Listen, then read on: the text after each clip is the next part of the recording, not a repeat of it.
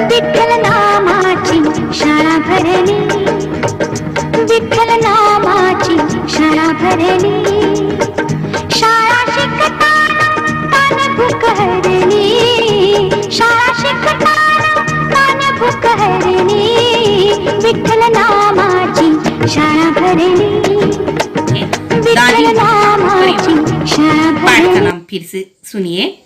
दादी माँ का परिवार, जिसे लिखा है रमाकांत कांत जी ने।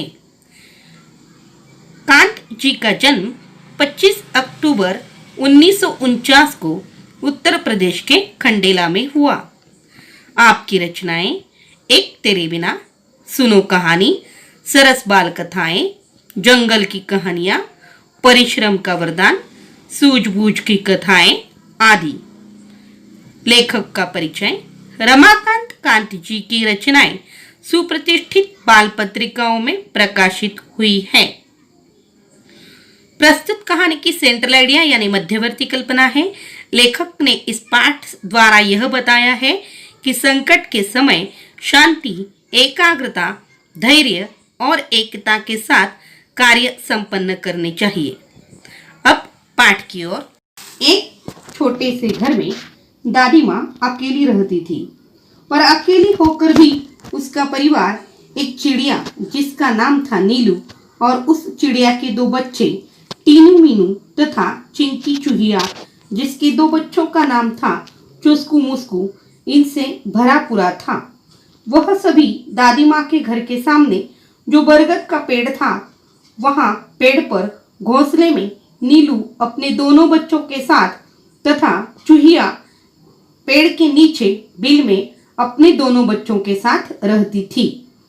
दादी माँ का सुबह उठना, घर आंगन की स्वच्छता करना, खाना बनाना, खाना, अपने इन परिवारजनों से बातें करना, यही उसकी दिनचर्या थी। जब नीलू और चिंकी के बच्चे आपस में झगड़ते तो उनको प्यार से समझाकर एकता का महत्व बताती थी। एक दिन नीलू चिड़िया अपने बच्चों के साथ खलिहान में दाना चुगने गई। साथ में उसके सभी सहेलियां चिड़े चिड़िया थे।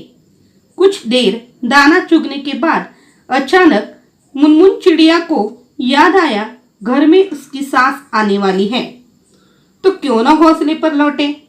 वह उनके उड़ने के लिए तैयार हुई तो उसे पता चला कि वह उड़ ही नहीं पा रही है।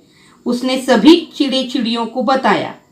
उसके कहने पर भी वे भी उड़ने की कोशिश कर रहे थे, पर वे भी उड़ नहीं पा रहे थे।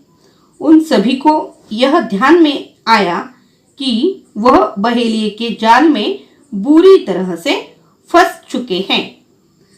सभी चिंता में पड़ गए। तभी मीनू भी शांति से विचार करने लगे कि इससे कैसे बाहर निकलेंगे। तभी उनको दादी माँ की याद आई।